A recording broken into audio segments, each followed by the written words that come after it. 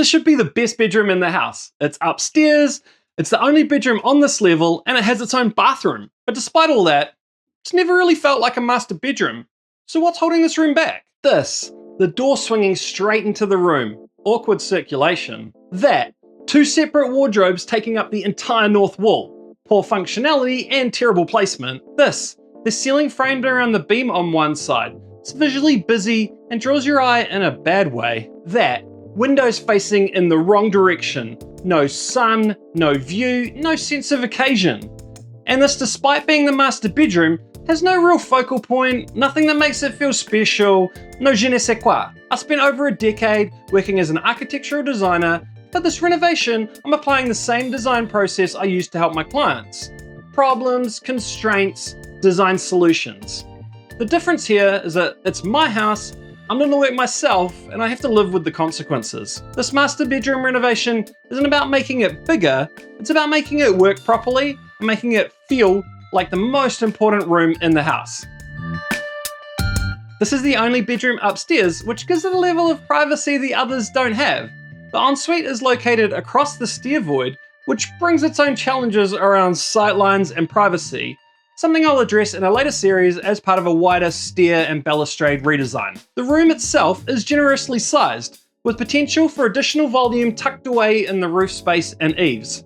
But the way the space is currently organised wastes a lot of that potential.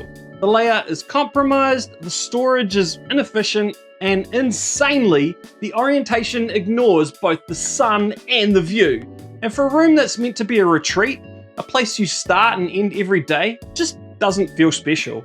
In a 4-bedroom, 2-bathroom house, you'd normally expect the master suite to include a walk-in wardrobe. That was my first instinct here too. But once I started looking seriously at this space, none of the walk-in wardrobe options made sense without major structural changes, breaking into the roof, or blowing out the budget and timeline. What we have instead are 2 separate wardrobes running wall to wall along the north side of the room.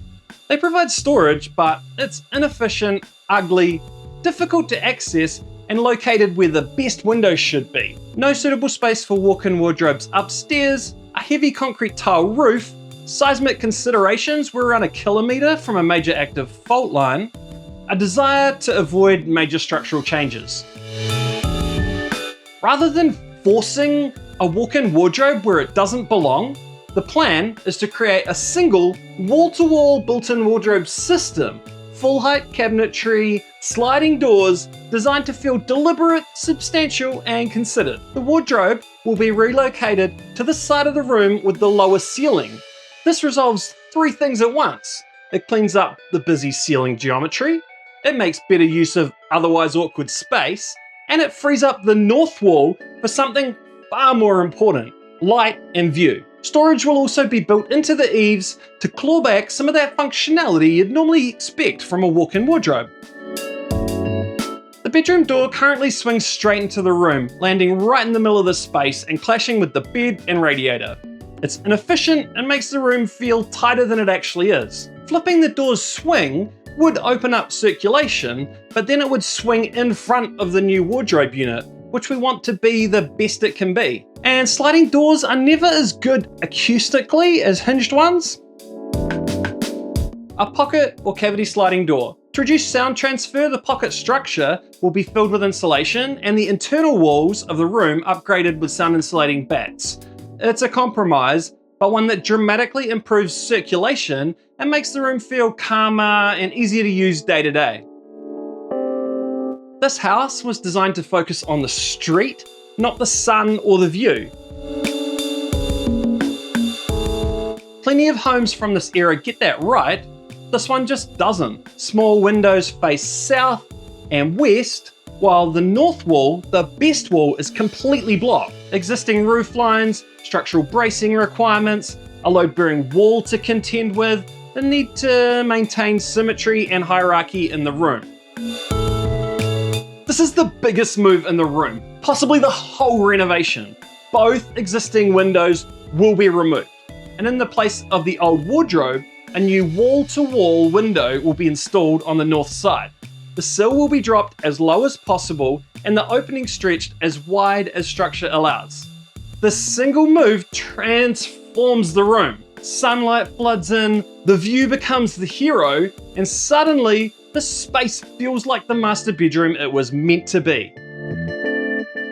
Even with better storage, better circulation, and better light, the room still needs something more. This is the master bedroom. With the view it's going to have, it will be one of the most impressive rooms in the house. It should feel elevated, special, a little bit glamorous. The answer came in two parts. First, a feature wall behind the bed, designed to anchor the room, frame the bed, and give the space that sense of occasion that elevates it from a boring bedroom to a sleep sanctuary. Second, integrated storage hidden within that composition. A secret door leading into the eaves. Generous storage for bulky items without cluttering the room visually. This solves a practical problem, but more importantly, it adds a layer of delight. Both of those will get their own episodes later in the series if you're curious how they turn out. This room has an overheating issue in summer. Several factors contribute to this. The ceiling insulation is inadequate. Heat is radiating through the walls from adjacent hot attic spaces. Heat naturally rises up the stairwell. We'll deal with these during the build. Renovating a house you live in is a bit like playing Jenga in slow motion. You're constantly pulling out pieces, hoping the whole thing keeps standing long enough to put them back better than before. This room can't be tackled in isolation. Windows need to be ordered months in advance and replaced as part of a whole separate exterior project. New storage needs to be built before wardrobes can be demolished, and everything has to happen in the right order to keep the house livable. Having a master plan helps tackle these changes with confidence. We're renovating as we go, using savings from our day jobs. Time is limited, so standard materials will be used wherever possible, with budget focused on areas that actually improve how the room works and feels. Cabinetry, windows, and details you interact with every day. I'll give an idea of the total cost involved when the project is complete.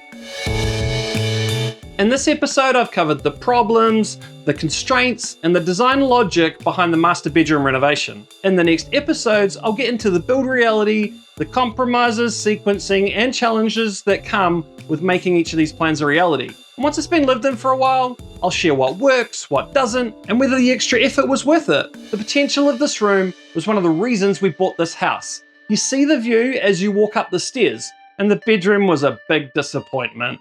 It's time to see if these plans can turn that disappointment into delight. Let's get it done, eh?